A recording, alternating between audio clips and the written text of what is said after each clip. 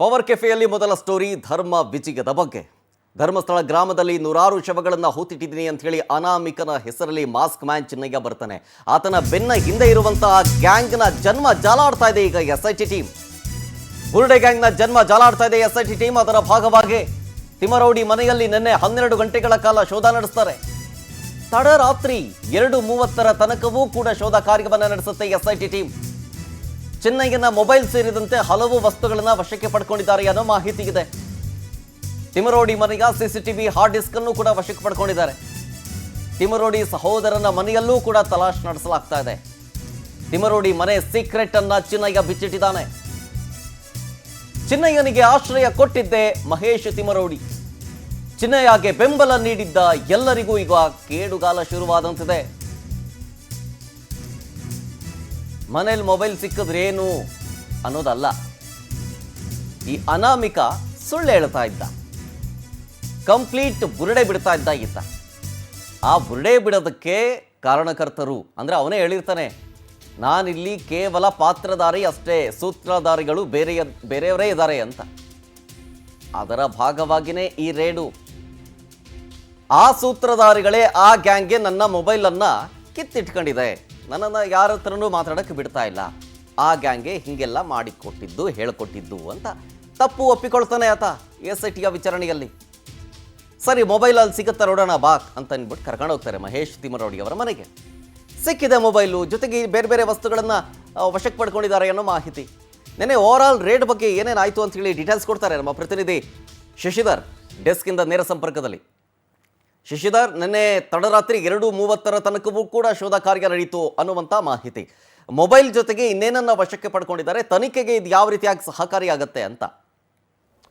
ಶರತ್ತು, June 28ನೇ ತಾರೀಕಿಂದ ಈ 3 ಜನ ಸೇರಿಕೊಂಡು ಏನು ತಿಮ್ರೋಡಿ, ಅದೇ ರೀತಿ ಕೂಡ ಏನು ಮಟಣ್ಣವರು ಮತ್ತು ಸಮೀರು ಮತ್ತು ಜಯನ್ ಟಿ, ಈ 4 ಜನ ಸೇರಿಕೊಂಡು ಏನು ಈ ಚಿನ್ನಯ್ಯನನ್ನು ಸಿದ್ಧಪಡಿಸ್ಕೊಂಡು ಒಂದು ಬುರುಡೆಯನ್ನು ಸೃಷ್ಟಿಯನ್ನು ಮಾಡಿಕೊಂಡು ಎಲ್ಲಿಂದ ತೆಗೆದುಕೊಂಡು ಬಂದು ಮ್ಯೂಸಿಯಮಿಂದ ಅವನು ನನಗೆ ಧರ್ಮಸ್ಥಳದಲ್ಲಿ ಬುರುಡೆ ಸಿಕ್ಕಿದೆ, ಹೀಗಾಗಿ ಅವನಾಥ ಶವಗಳನ್ನು ಕೂಡ ಸಾಕಷ್ಟು ಕಡೆ ನಾನು ಊಟಿದ್ದೇನೆ, ನೂರಾರು ಶವಗಳನ್ನು ಊತಿಟ್ಟಿದ್ದೇನೆ, ಅಲ್ಲಿ ತನಿಖೆಯನ್ನು ಮಾಡಬೇಕು, ಸಾಕಷ್ಟು ಜನರು ಕೂಡ ಅತ್ಯಾಚಾರ ಮಾಡಿದ್ದಾರೆ, ಕೊಲೆ ಮಾಡಿದ್ದಾರೆ, ಭೂ ಕಬಳಿಕೆ ಆಗಿದೆ ಅಂತ ಹೇಳ್ಬಿಟ್ಟು ಒಂದು ಹೊಸ ದೂರನ್ನು ಕೊಡೋದಕ್ಕೆ ಒಂದು ಸ್ಕೆಚ್ಚನ್ನು ಹಾಕ್ತಾರೆ. ಆ ಸ್ಕೆಚ್ ಹಾಕಿದಾಗ ಅದಕ್ಕೆ ಯಾರನ್ನು ಬಲಿ ಕೊಡಬೇಕಂದಾಗ ಚಿನ್ನಯ್ಯನನ್ನು ಏನು ಎಲ್ಲ ಒಂದು ಕಡೆ ಮನಪರಿವರ್ತನೆಯನ್ನು ಮಾಡಿ ಆತನಿಗೆ ಹಣದ ಆಮಿಷವನ್ನು ಕೊಟ್ಟು ಒಂದು ಪೊಲೀಸ್ ಠಾಣೆಗೆ ಬಂದು ದೂರನ್ನು ಕೂಡ ಕೊಡ್ತಾರೆ. ದೂರು ಕೊಟ್ಟ ನಂತರ ಆ ಕೋರ್ಟ್ನ ಅನುಮತಿಯನ್ನು ಕೂಡ ಪಡಿತಾರೆ. ಕೋರ್ಟ್ ಯಾವಾಗ ಅನುಮತಿ ಕೊಡುತ್ತಾ ಆವಾಗ ರಾಜ್ಯ ಸರ್ಕಾರ ಕೂಡ ಇದ್ರ ಬಗ್ಗೆ ತನಿಖೆ ಆಗಲಿ ಅಂತ ಹೇಳ್ಬಿಟ್ಟು SITಯನ್ನು ಕೂಡ ರಚನೆ ಮಾಡ್ತಾರೆ. ಅದಕ್ಕಿಂತ ಮುಂಚಿತವಾಗಿ ಪ್ರೀ ಪ್ಲಾನ್ಡ್ ಆಗಿ SIT ಯಾವಾಗ ರಚನೆ ಆಗ್ತೋ ಅದಕ್ಕಿಂತ ಆ ಕ್ಷಣದಲ್ಲಿ ಈ ಟೀಮು 3 ಜನ ಫುಲ್ ಆಕ್ಟಿವ್ ಆಗಿ ಏನು ಯಾವ ರೀತಿಯಾಗಿ ಚಿನ್ನಯ್ಯ ಒಂದೊಂದೇ ಸ್ಪಾಟ್ಗಳನ್ನು ತೋರಿಸ್ತಾ ಹೋಗ್ತಾನೆ, ಇಲ್ಲಿ ಶವಗಳನ್ನು ಊತಿಟ್ಟಿದ್ದೇನೆ ಅಂತ.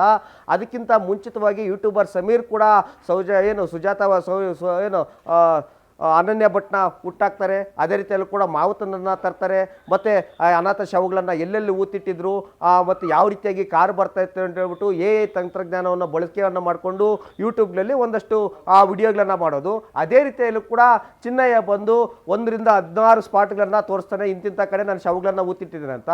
ಅಷ್ಟು ದಿನ ಕಾಲ SIT ಅವರು ಶೋಧ ಕಾರ್ಯಾಚರಣೆ ಮಾಡಿದ್ರು, ಒಂದೂ ಕೂಡ ಸಿಕ್ತಿಲ್ಲ. ಅದು ಕೂಡ SITಗೆ ಬರಬೇಕಾದ್ರೆ ಅವ್ರ ವಕೀಲರ ಮೂಲಕ, ಅದೇ ರೀತಿಯಲ್ಲೂ ಕೂಡ ಏನು ತಿಮ್ರೋಡಿ ಸಹೋದರ ಮತ್ತು ಅವರ ಆಪ್ತರ ಕಾರ್ನಲ್ಲಿ ಪೊಲೀಸ್ ಸೆಕ್ಯೂರಿಟಿಯಲ್ಲಿ SIT ಕಚೇರಿಗೆ ಬರ್ತಿದ್ದ, ಅದರಿಂದ ಶೋಧ ಕಾರ್ಯಾಚರಣೆ ಕೂಡ ಹೋಗ್ತಿದ್ದ. ಅವನು ಬಳಕೆ ಮಾಡ್ತಿದ್ದ ಫೋನು, ಅದೇ ರೀತಿಯಾಗಿ ಆತನಿಗೆ ಪೇ ಮಾಡಿದ್ದ ಅಮೌಂಟ್ ಆಗಿರ್ಬೋದು, ಆತನಿಗೆ ಸಹಕಾರ ನೀಡ್ತಿದ್ದವರು, ಫೀಡ್ ಮಾಡ್ತಿದ್ದರು, ಇವರೆಲ್ಲರೂ ಕೂಡ ಇದೇ ರೀತಿಯಲ್ಲಿ ಕೂಡ ಅದೇ ರೀತಿಯಲ್ಲಿ ಕೂಡ ಆತನ ವಾಸ್ತವ್ಯ ಕೂಡ ತಿಮ್ರೋಡಿ ಮನೆಯಲ್ಲಿ ಇತ್ತು. ಮತ್ತು ಆತನ ಬಳಕೆ ಮಾಡ್ತಾ ಇದ್ದು ಕೂಡ ಅಲ್ಲಿಂದನೇ. ಮತ್ತು ಆತನ ಯಾವುದೇ ಇಂಟರ್ವ್ಯೂವನ್ನು ಕೊಟ್ಟರು ಕೂಡ ಬೇರೆಯವ್ರ ಜೊತೆ ಮಾತಾಡಿದ್ರು ಕೂಡ ತಿಮ್ರೋಡಿ ಮನೆಯಲ್ಲೇ ಕೂತ್ಕೊಂಡು ಮಾತಾಡ್ತಿದ್ದ. ಹೀಗಾಗಿ ಯಾವಾಗ ಎಲ್ಲ ಕಡೆ ಶೋಧ ಕಾರ್ಯಾಚರಣೆ ಮಾಡಿದ್ರು ಕೂಡ ಒಂದೇ ಒಂದು ಏನು ಕಳೆ ಬರಹ ಸಿಕ್ಕಲ್ಲ, ಆವಾಗ SITಗೆ ಸಾಕಷ್ಟು ಅನುಮಾನ ಬರುತ್ತೆ. ಹೀಗಾಗಿ ಉಲ್ಟಾ ಆ್ಯಂಗಲಲ್ಲಿ ತನಿಖೆಯನ್ನು ಶುರು ಮಾಡಿದಾಗ ಇದರ ಹಿಂದೆ ಇದ್ದಂಥ ಏನು ಮಾಸ್ಟರ್ ಪ್ಲಾನ್ಗಳಾಗಿರುವಂಥವ್ರು ಈ 3 ಜನ ಕೂಡ ಗೊತ್ತಾಗುತ್ತೆ.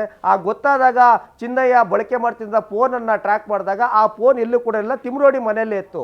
ಹೀಗಾಗಿ ತಿಮ್ರೋಡಿ ಮನೆಯಲ್ಲಿ ನಿನ್ನೆ ಬೆಳಗ್ಗೆ 10 ಗಂಟೆಗೆ SIT ಅಧಿಕಾರಿಗಳು ಹೋಗಿ ಆ ರೈಡನ್ನು ಮಾಡಿದಾಗ ಅವ್ರ ಮನೆಯಲ್ಲಿ ಒಂದು ಒಂದು ಸ್ಮಾರ್ಟ್ ಪಾಜರನ್ನು ಮಾಡಿದ್ದಾರೆ. ಅವ್ರ ಮನೇಲಿದ್ದಂಥ CCTV ಫುಟೇಜಸ್ ಆಗಿರ್ಬೋದು, DVR ಆಗಿರ್ಬೋದು, ಅಲ್ಲಿ ಸಿಕ್ಕದಂಥ ಕೆಲವೊಂದಷ್ಟು ಏನು ಸಾಕ್ಷಿಗಳು, ಮತ್ತು ಇವರು ಪ್ರಿಪೇರ್ ಮಾಡ್ತಿದ್ದಂಥ ಒಂದಷ್ಟು ಏನು ಲ್ಯಾಪ್ಟಾಪ್ಗಳಾಗಿರ್ಬೋದು, ವಿಡಿಯೋ ಎಡಿಟ್ ಕ್ಯಾಮ್ರಾಗಳು, ಇವೆಲ್ಲವನ್ನು ಕೂಡ SIT ಅವರು ವಶಕ್ಕೆ ಪಡೆದುಕೊಂಡಿದ್ದಾರೆ. ಹೀಗಾಗಿ ಈತನಿಗೆ ಸಹಕಾರ ಮಾಡಿದಂಥವರು, ಈತನ ಹಿಂದೆ ಇದ್ದಂಥವ್ರಿಗೆಲ್ಲರೂ ಕೂಡ ಸಾಕಷ್ಟು ಡವ ಶುರುವಾಗಿದೆ. ಯಾಕಂತಂದರೆ ಒಬ್ಬೊಬ್ಬರು ಒಂದೊಂದು ಪಾತ್ರವನ್ನು ವಹಿಸ್ಕೊಂಡಿದ್ದಾರೆ. ಯಾಕಂದರೆ ಸಮೀರು ಮುಂಚಿತವಾಗಿ ಎಲ್ಲವನ್ನು ಕೂಡ ಯೂಟ್ಯೂಬ್ನಲ್ಲಿ, ಫೇಸ್ಬುಕ್ಕಲ್ಲಿ, ಟ್ವಿಟ್ಟರಲ್ಲಿ, ಅದೇ ರೀತಿ ಕೂಡ ಇನ್ಸ್ಟಾಗ್ರಾಮಲ್ಲಿ ಅಪ್ಲೋಡ್ ಮಾಡ್ತಿದ್ದ. ಜನರನ್ನು ಪ್ರವೋಕ್ ಕೂಡ ಮಾಡ್ತಿದ್ರು. ಮತ್ತೆ 6ನೇ ತಾರೀಕು ಏನು ಆಗಸ್ಟು ಧರ್ಮಸ್ಥಳದಲ್ಲಿ ಇದ್ದಕ್ಕಿದ್ದಂಗೆ ಸಾಕಷ್ಟು ಗುಂಪು ಘರ್ಷಣೆ ಆಗೋದು ಕೂಡ ಅವಕಾಶವನ್ನು ಮಾಡಿಕೊಟ್ಟಿದ್ರು. ಮತ್ತೆ ಚಿನ್ನಯ್ಯ ಹೇಳಿದ್ದು ನಿಜಾನೇ, ಹೌದು ಶವಗಳನ್ನು ಊತಿಟ್ಟಿದ್ದವು ನಾವು ಕೂಡ ನೋಡಿದ್ದೀವಿ ಅಂತ ಹೇಳ್ಬಿಟ್ಟು ಜಯಂತ್ ಟಿ ಅವರು ಬಂದು ಸಾಕ್ಷಿಯನ್ನು ಕೊಡೋದು, ಮತ್ತೊಂದು ದೂರುಗಳನ್ನು ಕೊಡೋದು, ಈ ರೀತಿಯಾಗಿ ಒಂದು ದೊಡ್ಡ ಮಟ್ಟದ ಕಟ್ಟುಕಲ್ಪನೆಯನ್ನು ಕಟ್ಟಿದಂಥ ಎಲ್ಲ ತಂಡ ಕೂಡ ಈಗ ಡವ ಶುರುವಾಗಿದೆ Sharath. Okay, thank you Shashidhar ಡೀಟೇಲ್ಸ್ಗಾಗಿ.